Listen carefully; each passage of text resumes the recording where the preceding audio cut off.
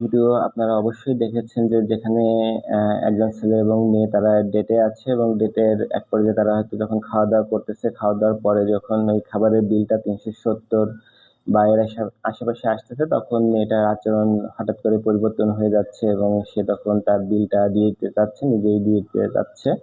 এরকম রিলস বা ভিডিও দেখে অনেকের মনে একটা কনফিউশন তৈরি হয়েছে যে 370 কাহিনীটা কি, আসলে 370 টাকার বিল শুনলেই কেন মেয়েটার আচরণ পরিবর্তন হয়ে যাচ্ছে, সে নিজে কেন বিলটা দিয়ে দিতে চাচ্ছে। তো অনেকেই এই বিষয়টা জানেন যে 370 টাকার বিল আসলে কি, আবার অনেকেই বিষয়টা জানেন না যে এর পিছনের কাহিনীটা কি। তো যারা জানেন না তাদের জন্য এই ভিডিওটা, মূলত 370 টাকার বিরিয়ানি মূলত। আহ তো এটা কিন্তু শুরু হয়েছে ভারতের একটা রিয়েলিটি শো থেকে। সেখানকার যে পরিচালক, সঞ্চালক ছিলেন পনিত মোরে নামক একজন স্ট্যান্ড আপ কমেডিয়ান।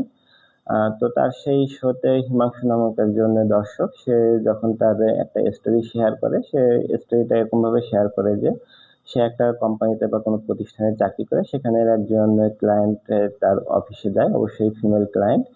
তো তাদের মধ্যে ওই অফিস টাইমে চোখাচোখি হয় এবং এক পর্যায়ে তারা নাম্বার আদান প্রদান করে।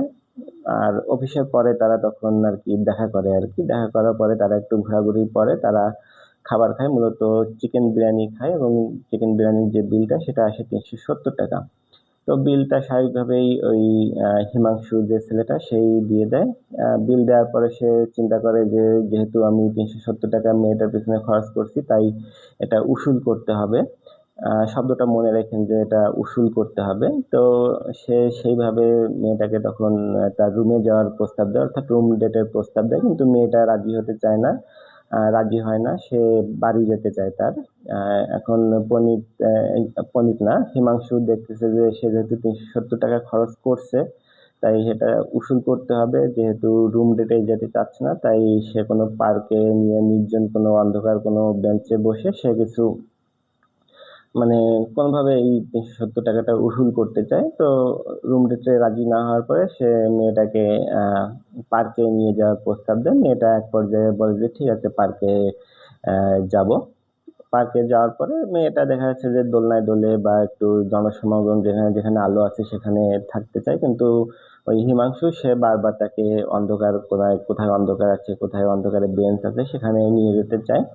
কারণ কি, তার ওই যে উদ্দেশ্য থাকে যে 370 টাকা খরচ করছে এবং সে সেটা ওই 370 টাকা উসুল করতে চায়।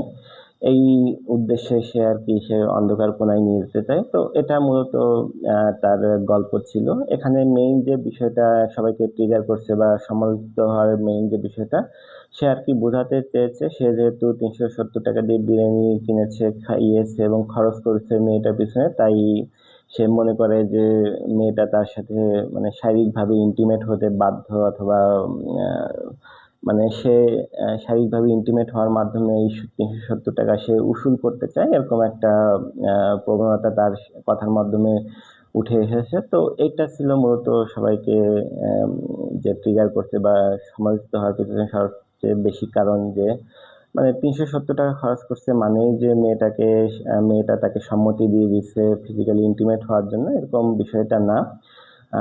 তো এটার পরে কিন্তু অনেক সমালোচনা হয়েছে, অনেক কাহিনী হয়েছে। যে হিমাংশু তার কিন্তু চাকরি চলে গেছে।